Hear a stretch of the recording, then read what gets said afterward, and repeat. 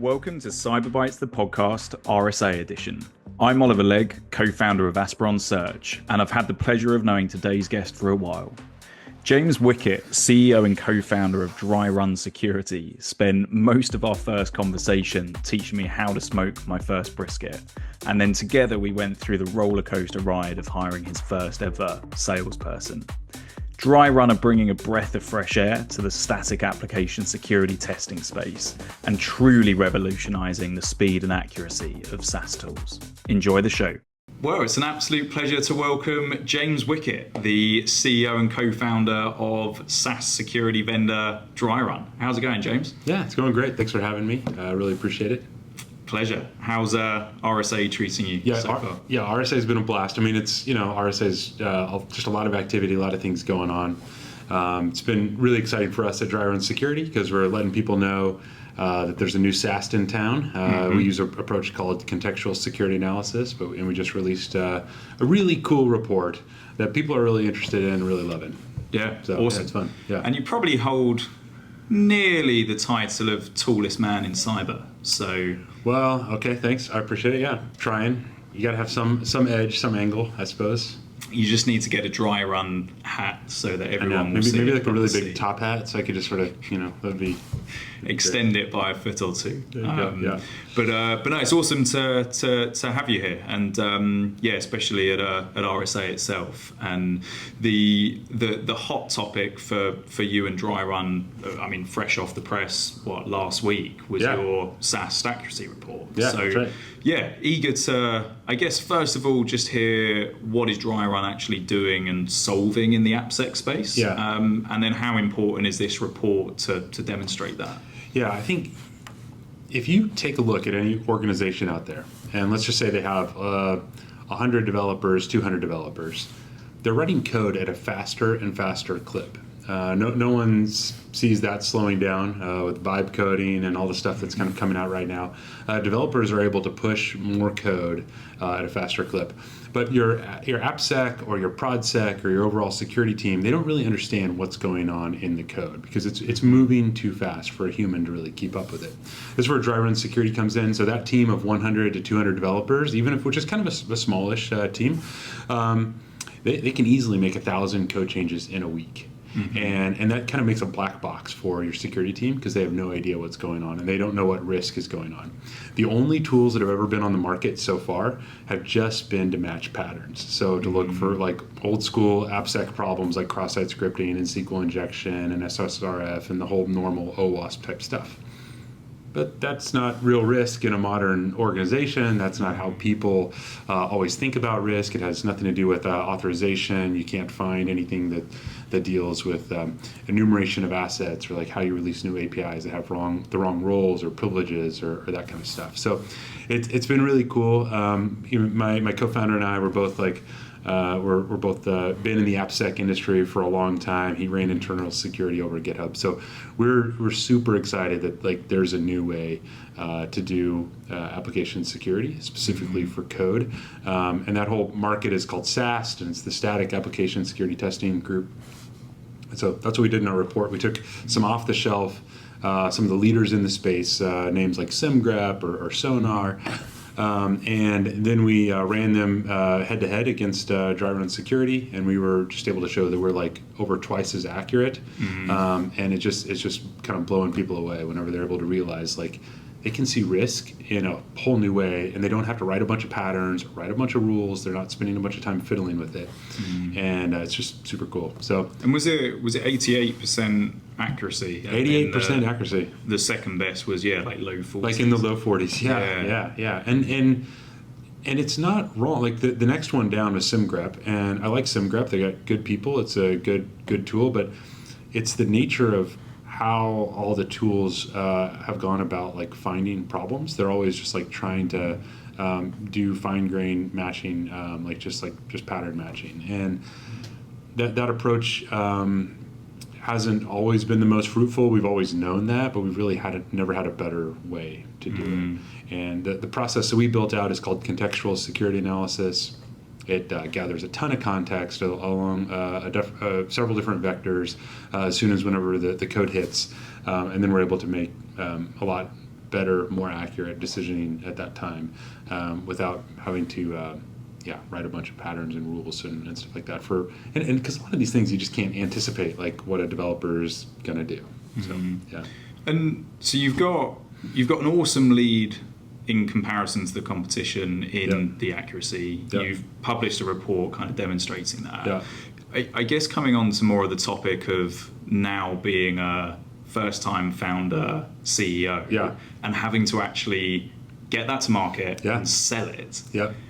How are you going about, and what have the challenges been actually demonstrating how good DryRun is to the market? I mean that is always like that issue. I mean, me and Ken were both technical founders. I was on the early team over at Signal Sciences. He was over at GitHub.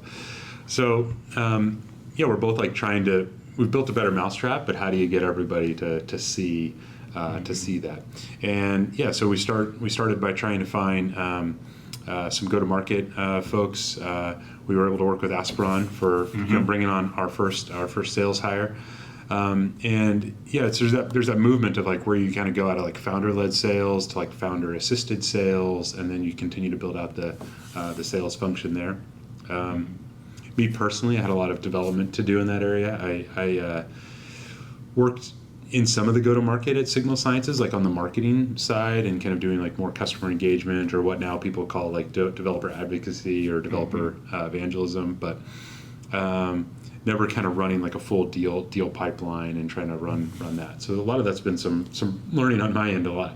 Were there any like misconceptions that you realized you had? Because although you'd been early in Signal Sciences and you were there, 4 or 5 years? 5 years, yeah. Had obviously, like you were there to do a specific position as opposed to run the whole show. Yeah. So were there any misconceptions that you realised you had of life as an early stage founder CEO? Yeah, I think that given my background and just being able to recruit technical people to come work on the team, that was not an issue for me, right? And it's continued to be like Ken and I both have a lot of contacts in that space. What I didn't foresee coming is like how we ended up meeting each other is like, hey, I need a salesperson. And I went through everybody who'd worked at Signal Sciences that I'd worked with or that I had relationships with, and I was like, oh, this is going to be easy. It's just like hiring engineers, right? But guess what? All good salespeople have kind of moved on, and they're in like really either lucrative spots or they're in leadership, and so people had kind of moved on in their career past the spot that I really needed, and kind of just helping find the right person and the right fit for an early stage company is just harder than I thought it was going to be. So yeah, and you're absolutely, I think I remember telling you this during the process, but you're absolutely not alone with that challenge. Yeah. And it's I think it's always a bit of a reality check that a great product doesn't sell itself. It doesn't matter how great it is. Yeah. And B, a great product company doesn't sell itself to great talent. You really do need to get it out there and compete against other amazing companies in all areas of security. That's right. But yeah, so where you're kind of now displacing like companies like Sneak and the other kind of more established AppSec players, what's it like actually competing in deal cycles against those kinds of vendors? Yeah, it's been real. It's been real interesting for us in that like most people aren't really happy with the SAST that they have, and not to say that like it's just easy to get into a deal, but like usually conversations, like people want to find like a better way, and the whole like AI painting of the whole industry, like everything's AI, right? But I think that we all in the industry like intrinsically know that like AI really could help in some areas, and there's ones that are there's areas that are like not too far of like a jump. Like I'm not jumping to any like crazy conclusion to think that could happen. And I think we all believe like, okay, well AI can both write code, but can AI help with the security of code? Could a more holistic approach to to code reviews and application security, could that really work? And I think a lot of people want to believe and want to see that that's true, and just the frustration has been there with the current players and the tools that they use. It's pretty often where we go somewhere and it's either an AppSec leader who's new in their role and they don't want to like repeat all the mistakes of the past, and so they're kind of like out in the market looking for something different. Sometimes it's a situation where one of our competitors, who I won't name them, but they kind of have been either forcing up higher prices or trying to lock in longer deal terms, and their customers aren't really happy with them in the first place. And so that kind of causes them to get out and look for folks.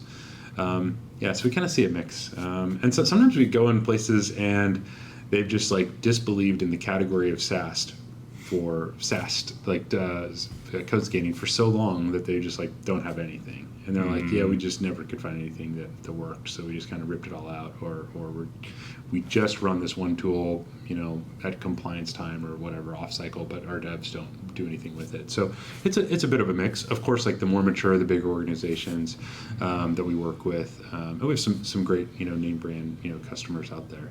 So that's really helped us kind of get over kind of that disbelief that if there is some of that there could be a better way to do this kind of thing. Yeah. No, great. And obviously the other thing that you may or may not have got involved in with Signal Sciences was the actual the fundraising side. And the investor relations and the pavement pounding of VC meetings. Yeah. So you had a strong seed raise. It was 6 point.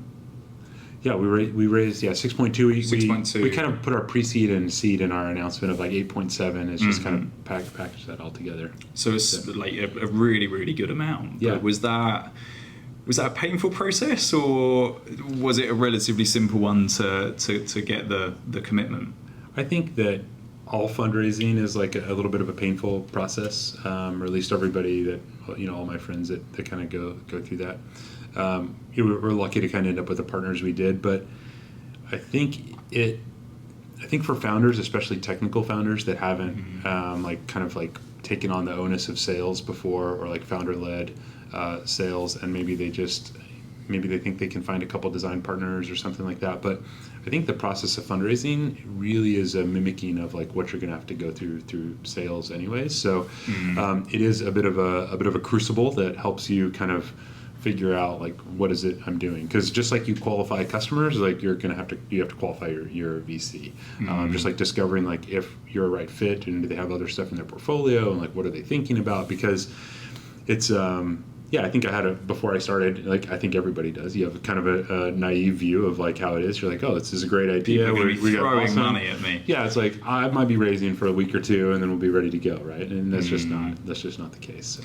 But I don't think it's even just about the right VC fund. It's also about the right individual investor as well. And I was with Crayson from Live Oak this morning, and like he is very, very involved. And I think there's a lot of companies that end up just raising through a VC that provides the money, but then not much support off the back. And you seem to have a good partner with the Live Oak team. Yep. Live Oak, Workbench, Canage Capital. I mean, they all kind of bring different things to the table, and I think that as you're raising, I know not all founders can like just find you don't always find the perfect fit. Sometimes it's like just take the fund that you can, but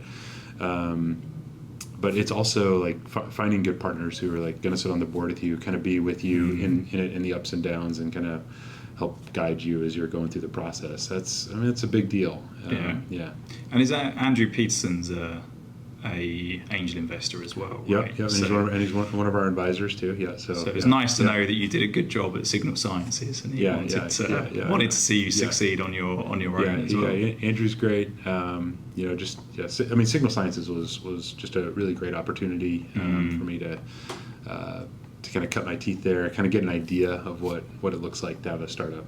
And so it's RSA 2025. Yep. You've just released this report, which has been your talk track for the week. But what's next for DryRun, both on the product side, on the company raise and growth stage? What should people be excited about? Yeah, I think that we've had incredible reactions to the report. So we started this. What kind of led to the report is like about a little over a month ago, we started kind of dropping in, like we found these vulnerability samples and we started dropping them into different languages. And we released a language by language, like blog series with some AppSec analysis. And so it was really cool. And we got some good feedback on that. So that was still public and people got to see that. And they were like, hey, we should put all this together like in an easier to consume report fashion. But the report only has four languages, and we were only competing against us and 4 other products. There's quite a few. I think like we would love to do some analysis against like Veracode and Checkmarks and some of the other like bigger players out there. They all still take the same approach that the other tools. I mean, some of them may take some umbrage that I would say that, but I still think that like we're going to fare fairly well in that. Or I'm pretty sure we'd have similar results that we saw, but also expand into different languages. But the really cool, so I think that's cool. But like the coolest feature that we're working on right now is this thing we call natural language code policies, which is a bit of a mouthful, and we know that.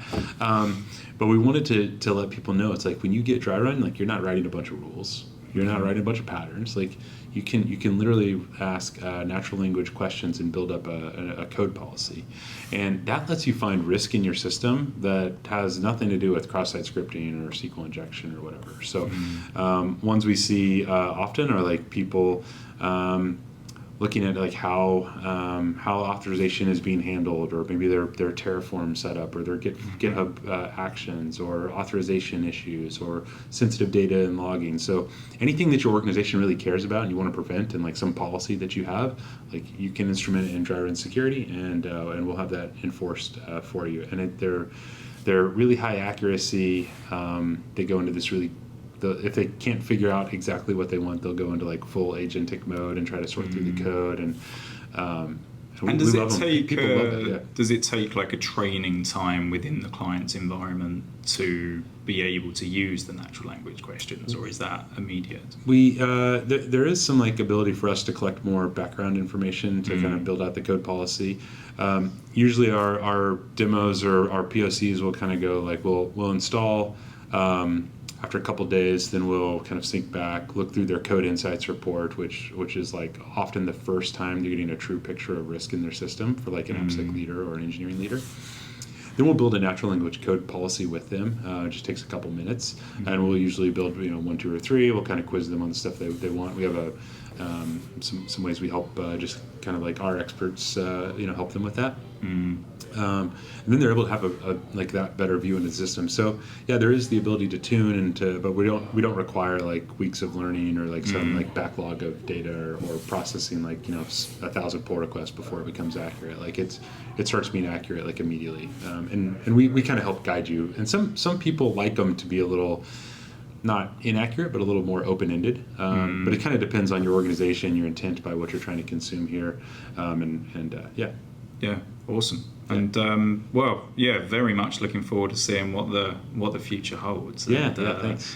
I have you to thank for the somewhat success of my first brisket as well. Oh, so yeah. The first time we spoke, we spent, I think, 80% of the time you giving me instructions on how to. Well, look, I'm from Texas, so that's I have to bestow any brisket knowledge that I might possess if that's helpful. So I'm one of the few Brits with a Traeger, so I mean the picture you sent me, it looked like you nailed it. It was all right. Yeah, it was all right. Yeah, it was a little bit over, but next time. Yeah. All right. Awesome. Well, James, thank you so much for coming on. Yeah, and thanks for having me. Stoked to see how the results of the report now being released in terms of growth and performance are going to pan out. And can we put like the link to the notes in the show or anything? Absolutely. Like that? Okay. Yeah. So the link to the report will be at the top of the show notes. Love it. Check it out. Cool. Hey, thank you so much. All right. See ya. Thank you for listening. If you've enjoyed today's show, please like and share with your friends and colleagues, as this is really important for the show's reach. If you'd like to be our next guest or are interested in Aspiron Search's staffing solutions, please get in touch directly with me or reach out to us via our website www.aspironsearch.com.